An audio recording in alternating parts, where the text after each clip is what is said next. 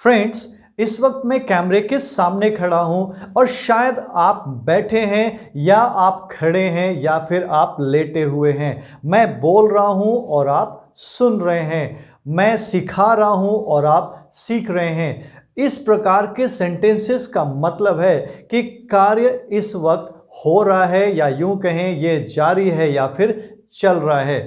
तो जिस वक्त हम बोल रहे होते हैं या देख रहे होते हैं या सुन रहे होते हैं या फिर हम लिख रहे होते हैं, अगर कोई कार्य उस वक्त चल रहा है, जारी है, हो रहा है, तो इसे हम कहते हैं कंटिन्यू एक्शन। और अगर ये प्रेजेंट में हो रहा तो इसे हम कहते हैं प्रेजेंट कंटिन्यू एक्शन। और इसे हम टेंस के नाम से जाने तो कहेंगे प्रेजेंट कंटिन्यूअस टेंस या progressive tense. Present continuous tense यानी प्रोग्रेसिव टेंस का यूज हम कंटिन्यू एक्शन बताने के लिए तो करते ही हैं, साथ ही साथ हम इसका use future, temporary action, changes और प्रोग्रेस बताने के लिए भी करते हैं। तो प्रेजेंट कंटिन्यूअस के सारे यूजेस को जानने के लिए बस आप इस वीडियो को पूरा देखें। Hi, I am Vivek and you are watching VN tutorial, जहां पे हम सीखते हैं इंग्लिश बड़ी ही आसानी से। So let's start. और सबसे पहले हम सीखते हैं प्रेजेंट कंटिन्यू एक्शन को, जो मैं ऑलरेडी आपको बता चुका कि प्रेजेंट कंटिन्यू एक्शन का मतलब है कि कार्य चल रहा है, हो रहा है या फिर जारी है, और जिस वक्त आप देख रहे हैं, सुन रहे हैं, बोल रहे हैं या फिर लिख रहे हैं। तो ऐसे कंटिन्यू एक्शन को बताने के लिए हम वर्ब का फोर्थ फॉर्म यूज करेंगे। फोर्थ फॉर्म का मतलब वर्ब के साथ जैसे ही आप आईएनजी लगाएंगे, वर्ब के साथ यानी कि वर्ब के फर्स्ट फॉर्म के साथ, वर्ब के बेस फॉर्म के साथ जैसे ही आप आईएनजी लगाएंगे वो बन जाएगा फोर्थ फॉर्म। और सिर्फ फोर्थ फॉर्म से आपका कंटिन्यू एक्शन तो पता चलेगा, लेकिन ये नहीं पता चलेगा कि वो प्रेजेंट है, पास्ट है कि फ्यूचर है। तो ये तय करने के लिए हम उसके साथ ऑक्सिलरी वर्ब यूज करेंगे। तो हमारा अगर ये प्रेजेंट कंटिन्यू एक्शन है तो हम प्रेजेंट का auxiliary verb is, am, are का यूज करेंगे। और एम का यूज आई के साथ करेंगे और इज का यूज सारे सिंगुलर सब्जेक्ट के साथ करेंगे, जैसे कि कोई भी नाम हो, जैसे Rohan, Sohan, a boy, a girl, जो भी है। या फिर हम प्रोनाउन यूज करेंगे जैसे ही, शी, इट, दिस, दैट, ये सब, तो उसके साथ इज का यूज करेंगे। और अगर हमारा सब्जेक्ट प्लूरल है तो हम आर का यूज करेंगे, जैसे boys are, girls are, children are, people are. या फिर अगर हम कोई प्रोनाउन यूज कर रहे हैं तो you are, they are, we are, इस प्रकार से। तो सेंटेंस की शुरुआत हम किससे करेंगे? सब्जेक्ट से, उसके बाद ऑक्सिलरी वर्ब को लेंगे, फिर वर्ब के फोर्थ फॉर्म को, और अदर में चूंकि ऑब्जेक्ट भी होता है, कॉम्प्लीमेंट भी होता है और एडवर्ब्स भी होते हैं, इसलिए यहाँ पे जो भी आएगा आप यूज कर सकते हैं। Look at the example. Example से समझते हैं। जैसे मैं खड़ा हूं, आई एम स्टैंडिंग। कुछ लोग ये मान के चलते हैं कि कंटिन्यूअस का मतलब होता है कि सेंटेंस के आखिर में रहा है, रही है, रहे हैं आएगा तो वही सेंटेंस प्रेजेंट कंटिन्यूअस टेंस के हिसाब से बनेगा, मगर ऐसा नहीं है। आप हिंदी पे मत जाइए, आप सिचुएशन देखिए। प्रेजेंट कंटिन्यू एक्शन, अब आप मुझे देखिए, मैं खड़ा हूं तो ये काम कंटिन्यू है, और अगर आप बैठे हैं तो वो भी काम कंटिन्यू है। इसमें रहा रही तो नहीं आया, लेकिन ये काम कंटिन्यू है, तो ये सेंटेंस आपका प्रेजेंट प्रोग्रेसिव में ही बनेगा, यानी कि प्रेजेंट कंटिन्यूअस टेंस में ही बनेगा। तो आप इस कंफ्यूजन में बिल्कुल मत रहिएगा कि रहा रही आएगा तभी आप इस रूल का फॉलो करेंगे और अगर नहीं आया तो नहीं करेंगे। तो मैं फिर से बताऊं, सिंपल सी बात है, आप रहा रही के चक्कर में मत पड़िए। आया तो ठीक है और नहीं आया तब भी कोई बात नहीं। आपको ध्यान ये रखना है कि कार्य उस वक्त हो रहा है, जारी है, चल रहा है, यानी कि वो कंटिन्यू का ही सेंटेंस है। Look at this. मैं फिर से बताऊं, मैं खड़ा हूं, आई एम स्टैंडिंग। आप बैठे हैं, यू आर सिटिंग। वह बेड पर लेटा हुआ है। आप देखिए इन तीनों सेंटेंस में कहीं पे रहा रही नहीं है, फिर भी ये कंटिन्यूअस में ही बनेगा। वह बेड पर लेटा हुआ है, यानी he is lying on the bed. मैं बोल रहा हूं, अब यहाँ पे रहा रही आया है, तो सिचुएशंस के हिसाब से कहीं पे आता है और कहीं पे नहीं आता है। तो मैं बोल रहा हूं यानी आई एम स्पीकिंग। आप वीडियो देख रहे हैं, you are watching the video. आप मुझे सुन रहे हैं, यू आर लिसनिंग टू मी।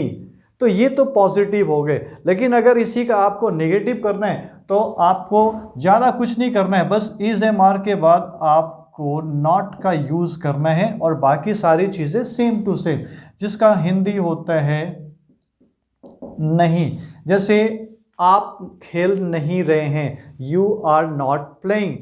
मैं गाना नहीं गा रहा हूँ, आई एम नॉट सिंगिंग। मैं तो आपको पढ़ा रहा हूँ, आई एम टीचिंग। तो जब हमें पॉजिटिव करना होगा तो नॉट का यूज़ नहीं करेंगे, और जब हमें नेगेटिव करना होगा तो इनके साथ नॉट का यूज़ जरूर करेंगे।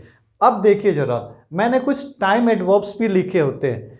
ये टाइम एडवर्ब्स क्या होते हैं, सेंटेंस को और ज़्यादा क्लियर कर देते हैं। जैसे अगर ये प्रेजेंट में चल रहा, तो अगर मैं कहूँ कि अब मैं पढ़ा रहा हूँ, तो अब इसके लिए हम बोलते हैं now. Now I am teaching. अब आप लिख रहे हो, नाउ यू आर राइटिंग। अब आप सो रहे हो, नाउ यू आर स्लीपिंग। तो इस वक्त हम अब के लिए नाउ का यूज़ करते हैं और कंटिन्यू सेंटेंस को बना सकते हैं। इस वक्त, इसके लिए अपने पास 3 ऑप्शंस हैं, at this time, eight this moment, eight this point of time. तो तीनों का मतलब एक ही है, इस वक्त। जैसे इस वक्त आप मेरा वीडियो देख रहे हैं, एट दिस टाइम, या फिर आप कहें at this point of time, या फिर at this moment you are watching my video. इस वक्त मैं आपको समझा रहा हूं, at this time I am making you understand. इस वक्त आप कुछ और काम नहीं कर रहे हैं, तो at this time you are not doing any other work. इस वक्त आप सिर्फ और सिर्फ पढ़ाई कर रहे हैं, at this time you are only studying. तो ये हो गया इस वक्त। नेक्स्ट है जस्ट, जिसका मतलब है अभी या फिर अभी अभी। जैसे मैं अभी अभी आ रहा हूं, आई एम जस्ट कमिंग। वह अभी सो रहा है, ही इज जस्ट स्लीपिंग। वह अभी खेल रहा है, ही इज जस्ट प्लेइंग। तो हम इस प्रकार से जस्ट का यूज करते हैं। अगला देखें जरा, थोड़ी देर के लिए, यानी कि थोड़ी देर के लिए, बस इसके लिए हम यूज करेंगे फॉर सम टाइम या फिर फॉर द टाइम बीइंग। फिर से मैं बताऊं, फॉर सम टाइम या फिर फॉर द टाइम बीइंग। तो इसको कैसे कहेंगे, जैसे थोड़ी देर के लिए हम लोग इंग्लिश सीख रहे हैं, तो for some time we are learning English, या फिर for the time being we are learning English. मेरे पापा थोड़ी देर के लिए आराम कर रहे हैं, my father is taking rest for some time.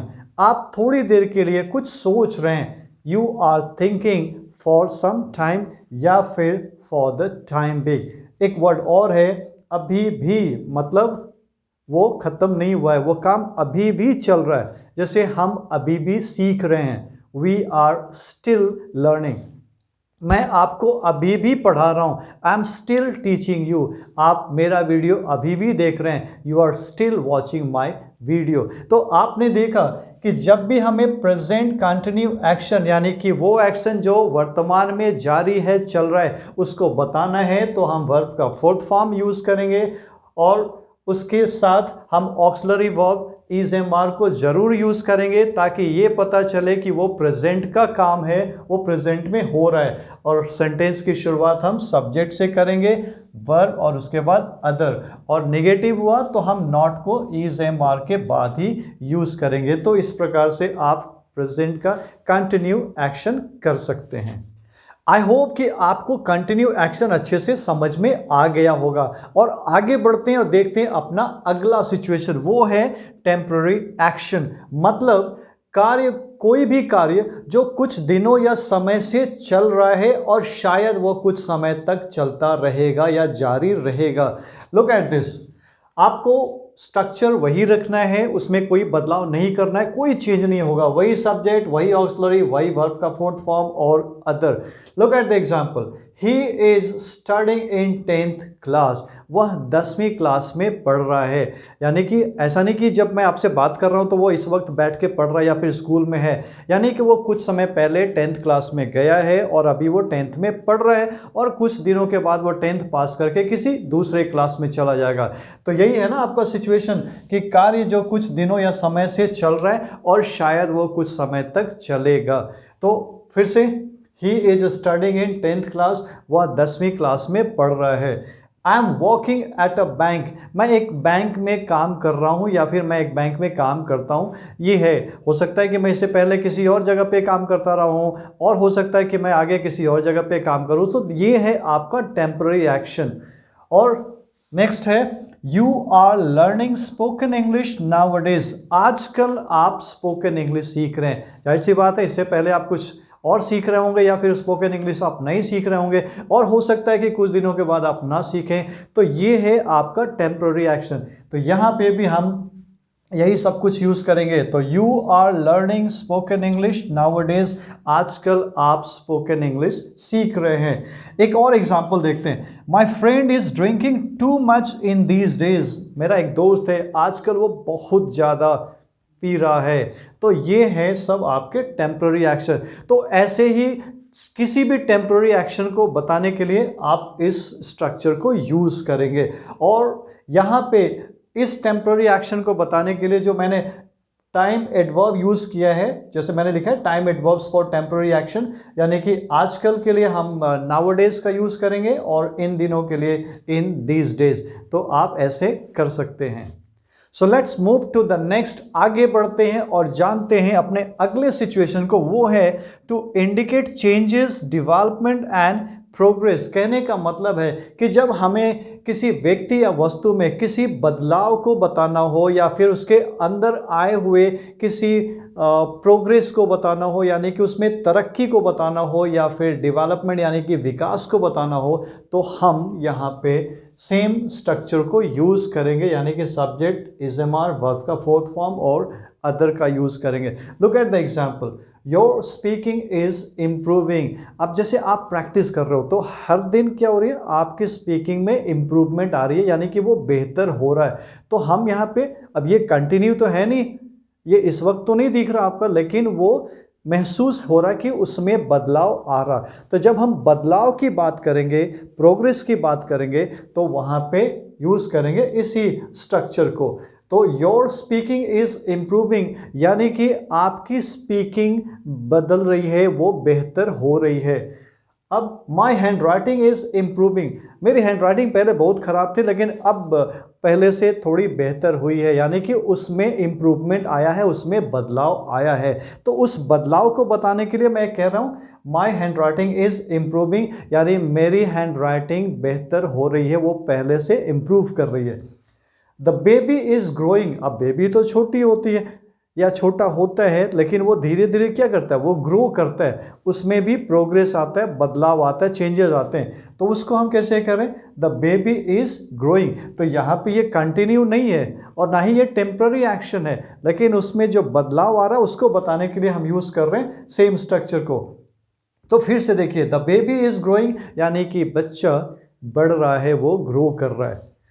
The plants are growing, आपने पौधे लगाए हैं या फिर मैंने लगाए हैं, वो भी देखिए हर दिन धीरे धीरे क्या करते हैं, ग्रो करते हैं। तो जब वो ग्रो कर रहे हैं तो उस बदलाव को बताने के लिए, उसकी प्रोग्रेस को बताने के लिए हम यूज़ करेंगे इस स्ट्रक्चर को, यानी द प्लांट्स आर ग्रोइंग, पौधे बढ़ रहे हैं, पौधे ग्रो कर रहे हैं। Listen, crime against women is increasing, ये तो आप सब जानते हैं कि अपराध हर दिन, दिन पर दिन औरतों के अगेंस्ट, औरतों के खिलाफ बढ़ता जा रहा। तो ये भी क्या है, वो तो अभी हमें दिख नहीं रहा, वो कंटिन्यू तो है नहीं, लेकिन ये बदलाव तो आ रहा, ये प्रोग्रेस हो रही है। तो हम क्या करें, crime against women is increasing, यानी कि महिलाओं के खिलाफ अपराध बढ़ रहे हैं, तेजी से बढ़ रहे हैं। तो आपने देखा कि हम कैसे इन चीज़ों को बताने के लिए इस स्ट्रक्चर का यूज़ करेंगे। तो अब आगे बढ़ते हैं और जानते हैं अपने अगले सिचुएशन को, और वो है प्लान्ड एक्शन फॉर फ्यूचर या something is certain to happen. इसका मतलब समझिए, प्लान्ड एक्शन फॉर फ्यूचर का मतलब है कि वर्तमान में हमने कोई योजना बनाई है फ्यूचर के लिए, या फिर फ्यूचर में हमने कुछ करने का निश्चय कर लिया है, या फिर हमने कुछ तय कर लिया है कि भविष्य में ये काम करना है। तो इसे हम कहते हैं प्लान्ड एक्शन फॉर फ्यूचर या फिर सर्टेन टू हैपन। अब इसको बताने के लिए हम वही स्ट्रक्चर यूज करेंगे, सब्जेक्ट, इज़-एम-आर वर्ब का फोर्थ फॉर्म अदर, और दूसरा एक यूज़ कर सकते हैं वो है इज़-एम-आर और गोइंग टू का, और गोइंग टू के बाद हम वर्ब का फर्स्ट फॉर्म यूज़ करेंगे। Look at the example, she is returning home from Delhi tomorrow. अब ऐसा नहीं कि वो अब भी आ रही है, ये आ रही है कल दिल्ली से, तो ये तो आपका कल का प्लानिंग है, अभी का नहीं, इस वक्त का नहीं, तो ये कंटिन्यू एक्शन तो है नहीं, ये कल की प्लानिंग है। तो she is returning home from Delhi tomorrow, वो कल दिल्ली से घर वापस आ रही है या लौट रही है। C1, I am living for Mumbai next day.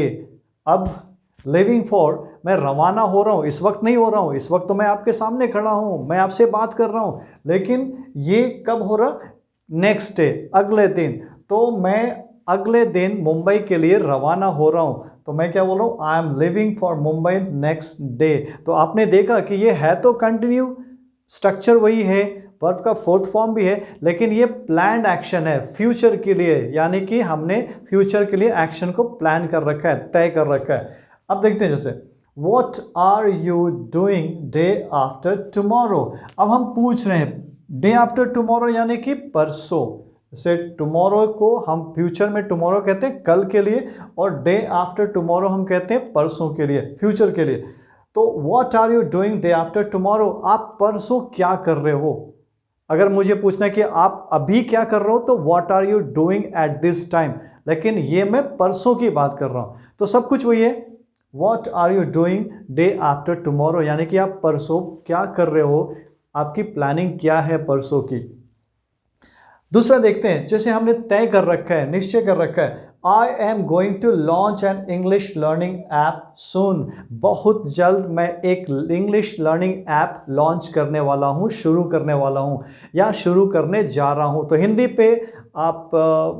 पे आप उतना गौर नहीं करेंगे, क्योंकि हिंदी दोनों सही है और इसमें कंफ्यूज भी होने की ज़रूरत नहीं है। तो बस आपको करना है, I am going to launch an English learning app soon. मैं बहुत जल्दी एक इंग्लिश लर्निंग ऐप शुरू करने जा रहा हूँ या फिर शुरू करने वाला हूँ, ये मैंने तय कर रखा है। You are going to be a fluent English speaker, ये तो तय है कि अगर आप आज मेहनत कर रहे हैं, प्रैक्टिस कर रहे हैं, तो आप फ्लुएंट इंग्लिश स्पीकर जल्द बनने जा रहे हैं या फिर बनने वाले हैं। तो आप क्या कह रहे हैं, you are going to be a fluent English speaker.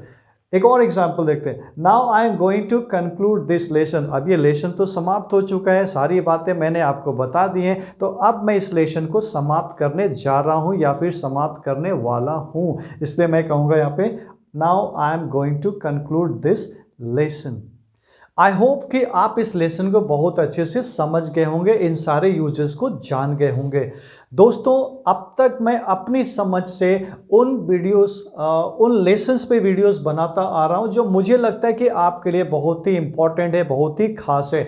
मगर आपको अगर किसी खास लेसन पे वीडियो चाहिए तो आप कमेंट बॉक्स में जाकर ज़रूर लिखें और मैं उस पर वीडियो बनाकर डालने की ज़रूर कोशिश करूँगा। तब तक आप इस लेसन को खूब प्रैक्टिस करते रहें। Take care, bye bye.